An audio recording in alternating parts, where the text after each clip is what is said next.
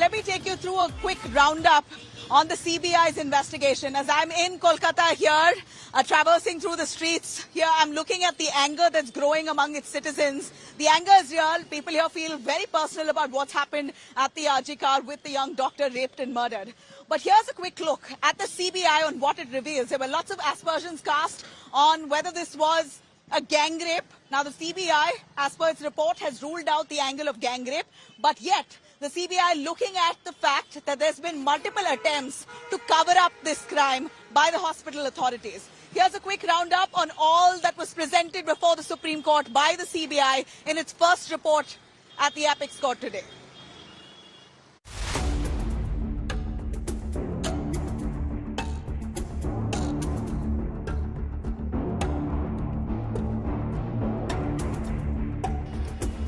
The CBI is one more step closer to cracking the rape and murder of a female doctor at the RG Kar Hospital and Medical College in Kolkata on August 9. Sources in the CBI tell India Today, DNA evidence has confirmed that the victim was sexually assaulted and killed by the accused in custody, Sanjay Roy. While this crucial development narrows down the focus to Roy, a civic volunteer hired by the Kolkata police, the investigators have not ruled out the involvement of other individuals. The probe has exposed significant lapses in the actions of the hospital's former principal, Dr. Sandeep Ghosh. CBI sources allege Dr. Ghosh failed to secure the crime scene promptly, which may have led to crucial evidence being compromised. According to sources, evidence collected by the CBI suggests the crime scene may have been tampered with. The sources also point to the delay in filing the first information report, raising questions about whether this was a deliberate attempt to obstruct justice. The ongoing renovation at the hospital is also under scrutiny for potentially altering the original state of the site.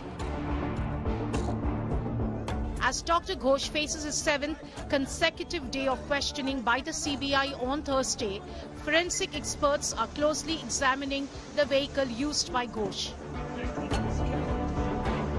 The Central Industrial Security Force has been deployed outside the RG Kar Medical College to maintain law and order as directed by the Supreme Court. As we see, the CISF has just arrived at the RG Kar Hospital. This was based on the Supreme Court's orders.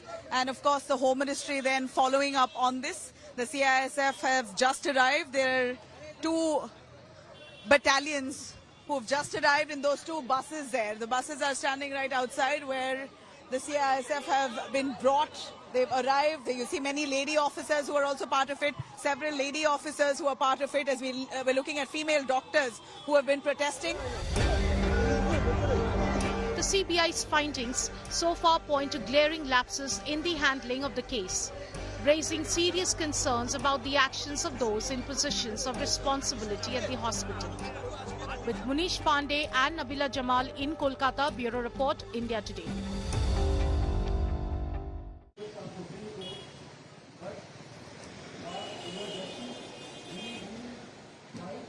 All right, what we see in the CBI report is quite clear. These are details that we've got from Munish Pandey, our correspondent. He tracks very closely the agencies, the central agencies. The CBI's report, Munish, is quite clear that they rule out the angle of gang rape. That was a matter of huge concern for the family members and the extensive protesters who are out here even today, 2 weeks after that gang rape and murder. That gang rape angle has been ruled out. Why don't you clarify for us a little more elaborately on that angle of gang rape that the CBI has mentioned, saying that all the evidence points out that it was Sanjay Roy indeed who committed the heinous crime?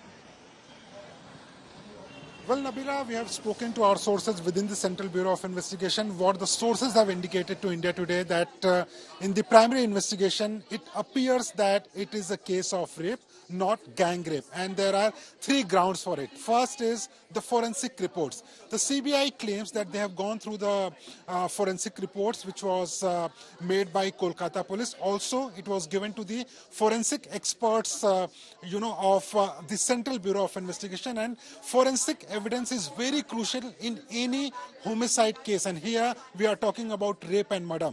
Forensic report is very conclusive in this case, and as of now, according to CBI sources, it appears that the main accused is Sanjay Roy because the DNA has also matched. The second ground is the CCTV footage. The CBI sources have told India Today that they have gone through the CCTV footage of entire day.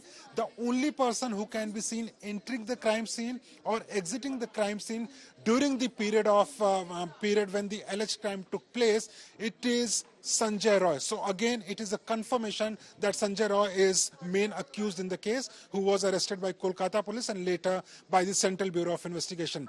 The third point is autopsy report, which also indicates involvement of Sanjay Roy. But Nabila, at this point of time, CBI says that they will be sending the forensic reports and the forensic evidence to expert team, independent experts, so that they can get a confirmation whether it was an act for which Sanjay Roy is responsible or whether there were more people involved in it. So as of now, the indication is very clear that Sanjay Roy is main accused in the case. But as far as, the other lapses are concerned, that is the area where CBI is focusing. Nabila.